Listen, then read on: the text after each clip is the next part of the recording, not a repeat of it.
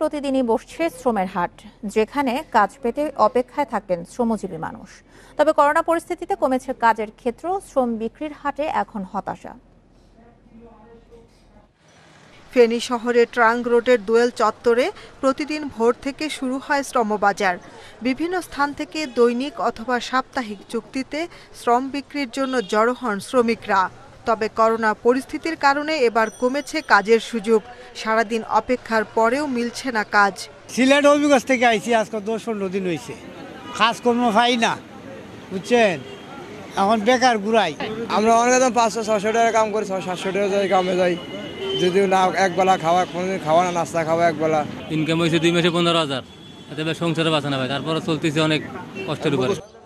তবে গত বছরের তুলনায় এবার শ্রমিকদের মজুরি বেড়েছে প্রায় দ্বিগুণ।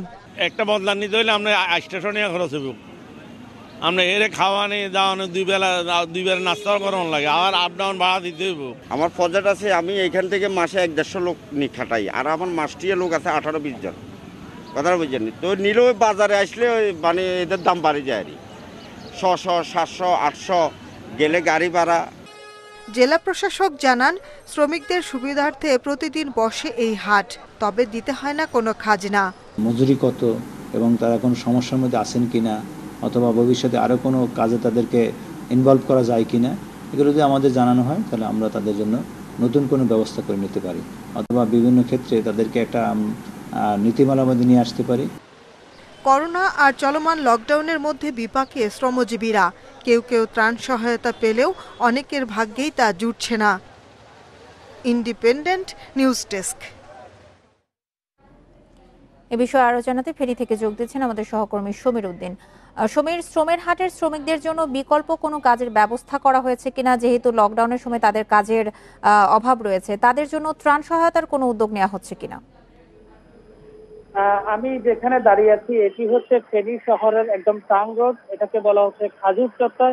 এখানে প্রায় সকাল খুব ভোরে 6টা থেকে এখানে শ্রমজীবী মানুষ যারা আছে তারা প্রতিনিয়ত তারা মিলিত হয়ে থাকেন। তারা প্রায় একদম সকাল 9টা পর্যন্ত তারা এখানে তাদের শ্রম বিক্রি করার জন্য অপেক্ষা করে থাকেন। এখানে উপজেলার জেলার বিভিন্ন অঞ্চল থেকে তাদেরকে নিয়ে তাদেরকে কাজে খাটানোর জন্য, এখানকার তাদের শ্রম কেনার জন্য কিছু মানুষ এখানে এসে থাকেন তাদের কর্ম করার জন্য। আর করোনাকালীন সময় আসলে এখানকার যে শ্রমজীবী মানুষরা রয়েছে তারা আসলে অনেক বেশি বিপাকে রয়েছে, কারণ তাদের শ্রম মজুরি বাড়লেও তাদের কিন্তু কর্ম যেটি সেটি কিন্তু বাড়েনি।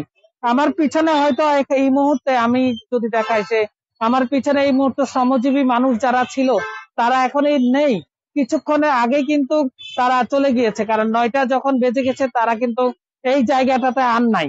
তাই এখানে অনেকক্ষণ অপেক্ষা। আর এখানকার যারা শ্রমজীবী মানুষ কাজ করতে আসেন তাদেরকে আসলে যে ত্রাণ সহায়তার যে বিষয়টি, এটি নিয়ে এখনো এখানকার যে পৌরসভা কিংবা জেলা প্রশাসনের পক্ষ থেকে তেমন কোনো ত্রাণ সহায়তার কোনো উদ্যোগ আমাদের চোখে পড়েনি। কারণ হচ্ছে এরা আসলে এখানকার স্থানীয় কোনো শ্রমজীবী মানুষ না, এরা হচ্ছে দেশের প্রত্যন্ত অঞ্চল থেকে এখানে আসেন, কেউ খুলনা, কেউ সিলেট, কেউ হবিগঞ্জ এবং কি বরিশাল, লক্ষ্মীপুর থেকে এখানকার শ্রমজীবী মানুষরা কিন্তু এখানে তাদের শ্রম বিক্রি করার জন্য আসেন। তো এখানকার জেলা প্রশাসনের সাথে আমরা কথা বলেছি যে এরা যেহেতু করোনাকালীন সময়ে এদের শ্রম বিক্রিটা অনেক বেশি কষ্টসাধ্য হয়ে গেছে, তাদের ত্রাণ সহায়তার জন্য তেমন কোনো উদ্যোগ গ্রহণ করেছেন। তারা বলছেন যে তাদের যেই ত্রাণ সহায়তা, তাদের কর্মের জন্য বিকল্প কিছু তারা আসলে খোঁজার চেষ্টা করছেন, এবং এখানকার যে পরিবেশবিদরা রয়েছেন তারা বলছেন যে এই শ্রমজীবী মানুষের জন্য যদি বিকল্প কোনো কর্মসংস্থানের ব্যবস্থা করা না যায় তাহলে তারা কিন্তু চরম বিপাকে পড়বেন। এই ছিল আমার কাছে ফেনীর শ্রমজীবী মানুষ নিয়ে সর্বশেষ পরিস্থিতি। ফেনী থেকে জানাচ্ছিলেন সমীর উদ্দিন।